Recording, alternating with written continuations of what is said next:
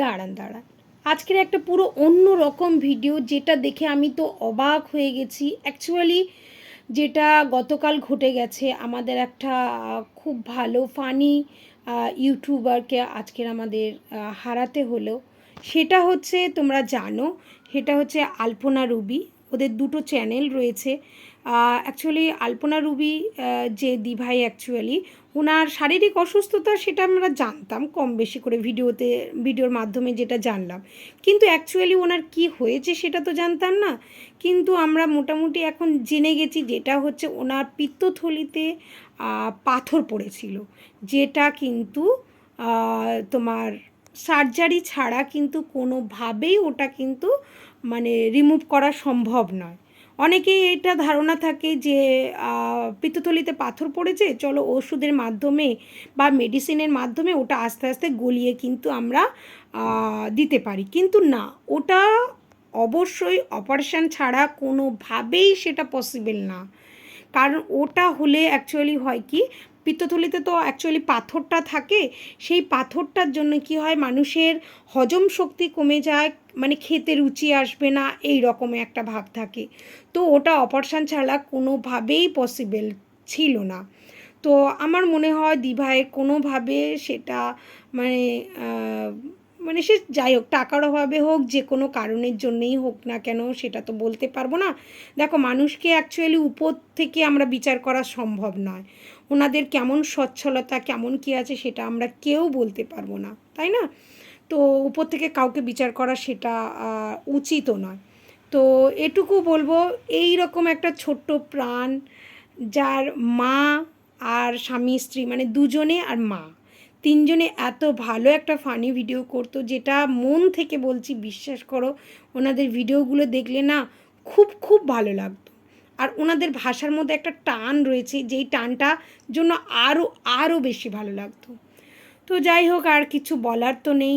এই যে বয়স্ক মানুষ মানে আলপনার হচ্ছে মা রয়েছে আর কি, তো ওই মানুষটার অবস্থা তোমরা ভাবো, মানে ভাবা যাচ্ছে না।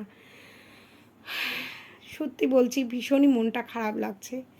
যেই হোক, যত শত্রু হোক আর যাই হোক, কারণ মৃত্যুটা সত্যি মেনে নেওয়া যায় না, তাই না? তো এটুকু বলেই আমার ভিডিওটা আপাতত এখানে এন্ড করব। কেননা মানে কি বলবো, যে ভাষা খুঁজে পাচ্ছি না, যে ওনাদের ভিডিওগুলো এত ভালো লাগতো, আর এত অল্প টাইমের মধ্যে না ওরা সাকসেস পেয়ে গেছিলো, যেটা দেখেও খুব ভালো লাগতো। মিলেমিশে যে ভিডিও করতো না, সেটা সত্যি দেখার মতো ছিল। এত অসুস্থতার মধ্যেও ওরা কম বেশি করে হাসি মুখে সুন্দরভাবে ভিডিও করে যাচ্ছিল। তো এটুকুই বার্তা রয়েছে সবার কাছে, যে নিজের দিকে অবশ্যই খেয়াল রাখবে। টাকা পয়সা যেমন না থাকলে দেখো, অবশ্যই দেখবে এদিক ওদিক করে চাইলে মোটামুটি কম বেশি করে সবাই তোমাকে সাহায্য করতো। তো তুমি এইভাবে চলে যাওয়াটা সত্যি বলছি ভীষণ ভীষণভাবে মন থেকে মেনে নিতে পারছি না। যাই হোক, আলপনা দিভাই, তুমি যেখানেই থাকো, তোমার আত্মার কামনা করি, শান্তি কামনা করি। তুমি আর কি বলবো, যেটা ভাষায় প্রকাশ করা যাচ্ছে না। আর ওনার মাকে তো আর কি বলবো। তো চলো, এখনকার মতো এই পর্যন্ত ভিডিওটা।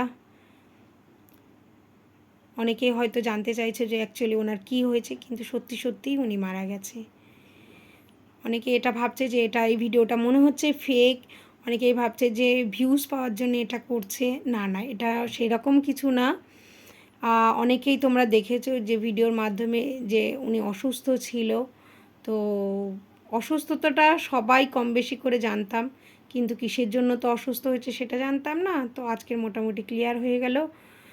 তো এই ভিডিওটা অ্যাকচুয়ালি ফেক না, উনি সত্যি সত্যি মারা গেছেন। তো ওনার শান্তি কামনা করি, সবাই আশা করি ওনার শান্তি কামনা করবেন। ভিডিওটা এখনকার মতো শেষ করছি। টাটা।